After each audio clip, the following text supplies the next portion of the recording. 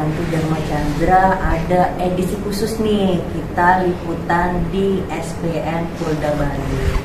Nah, SPN itu apa? Adalah Sekolah Polisi Negara Polda Bali. Nah, di sini Santi bersama dengan Bapak Kombes Pol Dr. Andes Ineng Subaga, Swastiastu Pak. Nah, terus di samping Santi ada Bapak Ibtu Inyoman Subrata, Swastiastu Pak. Nah, di sana ada Bapak Aida Imade Indra, Swastiastu Pak. Baiklah, di sini kita ngobrol-ngobrol nih, yang biasanya polisi terkesan kaku di masyarakat, ternyata kita bisa senyum nih di sini di ruangan ini. Karena kita ingin pengen mengetahui sih bagaimana pendidikan di kepolisian, terus bagaimana tentang program-programnya. Baik Pak, sebelumnya Matur Suksma sudah diizinkan di sini ya. Jadi pengen banyak ngobrol agar masyarakat juga lebih tahu sih bagaimana sih pendidikan polisi itu, seperti itu kan. Nah, di sini kan Santi mau tanya nih Pak. Sebenarnya untuk program pendidikan sendiri, apalagi di SPN Polda Bali, ini kan SPN terbaik ya Pak, kalau Santi searching di Google ya, di Indonesia nih. Nah, ini program pendidikan seperti apa sih yang diterapkan di SPN Polda Bali itu Pak? Baik, Mas Santi. Iya. Program pendidikan yang kita selenggarakan saat ini, iya, tentunya mengacu dari program yang sudah ditentukan oleh pemerintah. Karena secara struktur SPN Polda Bali ini di bawah Pemerintah Polri, termasuk juga di bawah Polda, sehingga tetap melekat SPN Polda Bali ini juga secara struktur juga di bawah Polda. Kemudian program pendidikan yang kita terapkan di sini, yang pertama mengacu kepada kalender pendidikan. Kalender pendidikan ini berlaku di seluruh pendidikan kepolisian seluruh Indonesia. Namanya Kardik, kalender pendidikan. Nah, untuk tahun ini kita sedang mendidik gelombang kedua. Nah, karena gelombang satu sudah tamat, sudah selesai. Kita mendidik gelombang kedua. Jumlah siswa saat ini 211 siswa. Jumlah siswanya 211 ya Pak. Kemudian sesuai dengan kalender pendidikan, kita akan melaksanakan pendidikan ini selama 5 bulan. Selama 5 bulan dibagi dalam 3 gelombang. Gelombang pertama itu 1 bulan, itu adalah penerapan dasar-dasar kepolisian, pendidikan dasar. Namanya juga pendidikan pembentukan dasar. Kemudian yang gelombang tahap kedua itu adalah pengisian profesi kepolisian. Itu waktunya 2,5 tahun. Kemudian yang tahap ketiganya baru pembekalan. Ya, edukasi. Jadi lebih banyak praktek daripada teori. Sehingga kita menerapkan di sini 30% teori, 70% praktek. Untuk menyikapi itu, nah, kegiatan yang kita terapkan, kita inovasi dengan situasi perkembangan daerah masing-masing, terutama yang di Provinsi Bali. Kita juga melaksanakan perjanjian kerjasama atau MOU dengan Satwil Jajaran. Untuk apa? Untuk mendukung program pendidikan ini yang mana menerapkan 30% teori dan 70% praktek. Sehingga penerapannya setiap 2 JP teori, JP adalah jam pelajaran. Setelah kita memberikan pelajaran teori selama 2 JP, berikutnya kita lakukan praktek di lapangan. Jadi teori praktek sudah ditetapkan oleh kita. Kami juga berinovasi untuk memberikan pembelajaran terkait dengan muatan lokal. Muatan lokal, karena di Bali ini banyak sekali tradisi yang harus dilaksanakan, dan itu nanti akan dihadapi oleh para siswa ini sebelum mereka menjadi anggota polisi. Karena itu kita berikan juga pemahaman tentang muatan lokal. Salah satu pembelajaran yang kita berikan kepada siswa yang muatan lokal itu ada program visi pandu beradat. Si pandu beradat ini adalah program unggulan di bawah namun dimotori. Tugas-tugas si pandu beradat ini singkatan. Si pandu beradat ini adalah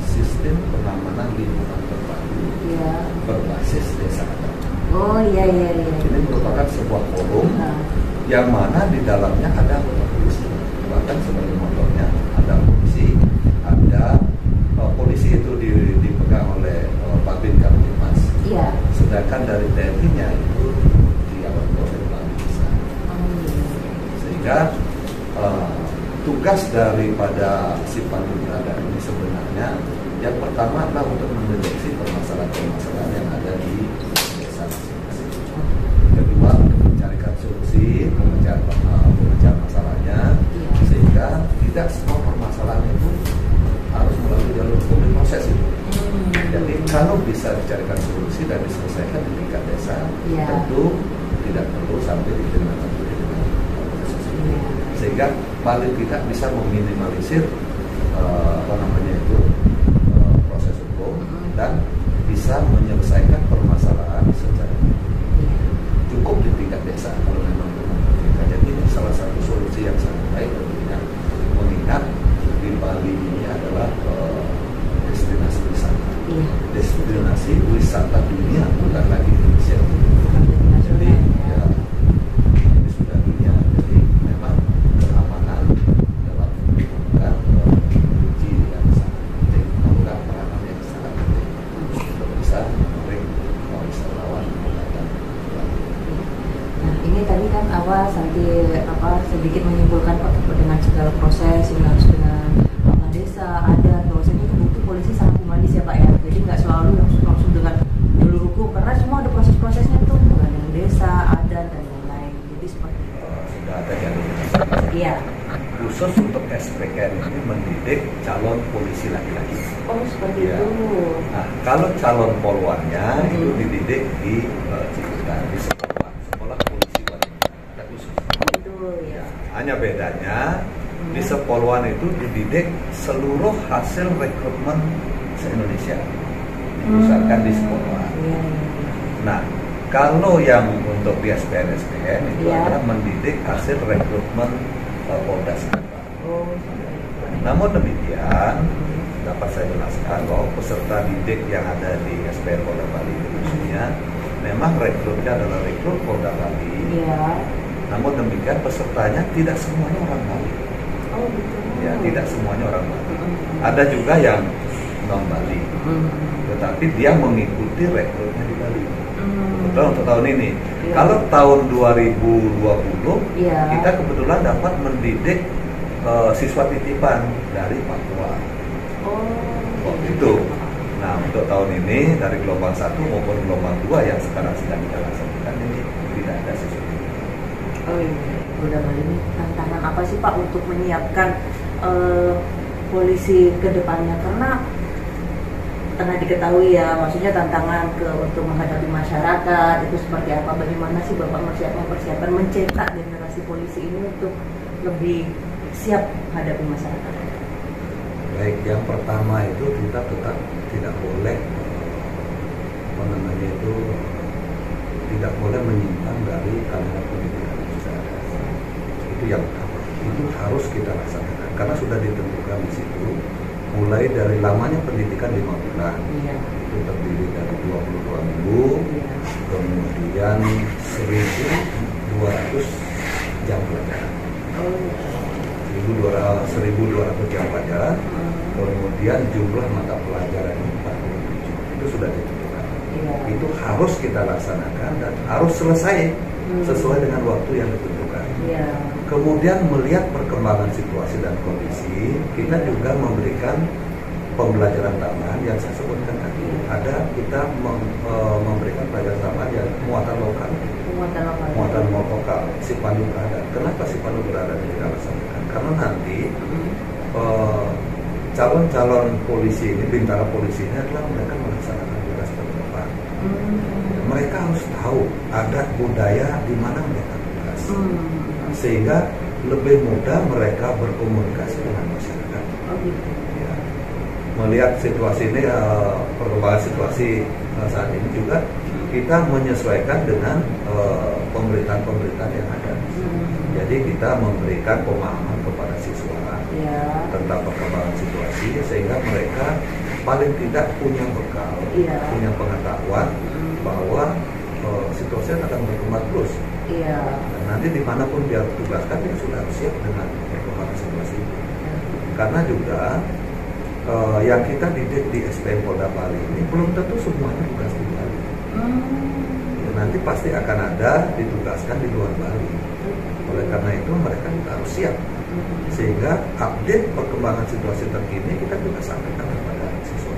Terutama pada saat apel pagi, pada saat apel malam, itu kita berikan update perkembangan terkini yang terjadi di luaran. Karena mereka selama pendidikan kan keterbatasan untuk memegang HP. Ya. Selama masa dasbara itu sama sekali tidak boleh memegang HP. Kemudian selama tahap kedua pengisian profesi mereka pegang HP pada saat hari libur. Ya, mengingat ini mereka pendidikan, kalau mereka pegang HP sebenarnya mengganggu prosesnya pendidikan dia. Sehingga dengan keterbatasan mereka memegang alat elektronik seperti HP dan menonton TV misalnya itu, sehingga para pengasuh ini memberikan informasi paling tidak perkembangan terkini situasi di daerah Bali maupun di luar Bali, sehingga para siswa itu sudah memahami. Selain itu juga untuk mempersiapkan siswa ini menjadi polisi yang baik, yang siap untuk operasional, kita juga memberikan membentuk tim namanya wali kelas. Tim wali kelas. Wali kelas ini tugasnya adalah memberikan bimbingan di luar jam pelajaran yang terjadwal. Jadi pada saat pola pengasuhan khususnya dari jam 19 malam sampai dengan jam 21 itu ada bimbingan pengasuhan, ada wajib belajar. Disitulah para wali ini memberikan pengayaan terhadap pelajaran-pelajaran mungkin yang materinya banyak, jam pelajarannya sedikit, sehingga proses pembelajaran di kelas itu dianggap kurang, sehingga diberikan pengayaan oleh wali. Kemudian juga membahas hal-hal yang belum dipahami oleh para siswa, sejenis diskusi dan lain sebagainya. Sehingga harapan kita dan kita berupaya semaksimal mungkin mereka nanti dilantik pada tanggal 21 Desember itu mereka sudah siap pakai, sudah siap operasional atau siap melaksanakan tugas dimanapun mereka lakukan. Ada satu tambahan lagi, kita juga membentuk tim Kesjas. Selama ini mungkin di lembaga pendidikan lain tim kerjanya oleh pengasuhnya, tapi kita tidak. Kita membentuk tim khusus untuk menangani masalah keselamatan jasmani, fisiknya siswa, sehingga pembinaan fisik ini menjadi salah satu perhatian khusus juga. Jangan sampai mereka memahami ilmu tentang kepolisian, tetapi fisiknya mereka lemah. Ini jadi kita persiapkan juga kemampuan fisiknya, kita persiapkan sehingga kita membentuk tim fisik khusus untuk melatih fisiknya mulai dari lari pagi, senam pagi, sampai dengan kegiatan-kegiatan yang memang harus diwajibkan mereka kuasai. Karena sudah menjadi prestasi juga di SBN Polda Bali untuk jadi terbaik dan pilot project. Pilot project itu seperti apa? Program akan menjadi program percontohan. Oh, seperti itu. Nanti kalau kita sudah melaksanakan dan berhasil, akan menjadi contoh dari SPN lain. Jadi SPN lain akan menjadi program kita. Oh, seperti itu. Meskipun seluruhnya kan mengacu pada Kardik, tapi di luar Kardik itu kita melakukan inovasi-inovasi, pengembangan dalam rangka juga mendukung program unggulan Bapak Kalender Polri. Ada 8 program unggulan itu. Kita yang laksanakan untuk program unggulan hanya 5 program. Satu, kampus sehat. Kemudian kampus aman. Ketiga, kampus kurikulum kekinian. Keempat itu kampus unggulan. Kelima itu kampus kebangsaan. Yang kita laksanakan. Ada nanti kegiatannya itu tentu di luar Kardik yang sudah ditentukan, tapi kita melaksanakan juga program prioritasnya, program unggulannya Bapak Kalender. Luar biasa ini. Jadi Jadi buat teman-teman nih untuk kurang lebih sudah tahu sedikit banyak. Jadi untuk tentang bagaimana pendidikan yang ada di SPN Polda Bali. Nah, nanti selanjutnya ini nanti ada wawancara juga dengan siswa ya Pak ya, nanti mau izin peserta didik namanya, peserta didik. Jadi untuk bagaimana sih untuk cita-citanya, harapannya agar kita lebih mengenalkan ke masyarakat. Izin boleh ya Pak? Boleh. Sekarang ya, baiklah, kita tutup obrolannya juga sudah cukup menarik, sudah dijabarkan, dan harapannya semoga di SPN Polda Bali menjadi contoh. Kalau bahasa gaulnya itu trendsetter Pak, trendsetter untuk di seluruh Indonesia. Kita adalah mencetak anggota polisi yang humanis, yang berwibawa tentunya, tetapi humanis. Kalau dulu saya pikir berwibawa zaman dulu itu kan serem, menakutkan. Sekarang berwibawa tapi humanis, sehingga untuk mewujudkan polisi bukan polisi yang ditakuti, tetapi polisi yang disegani, berbeda.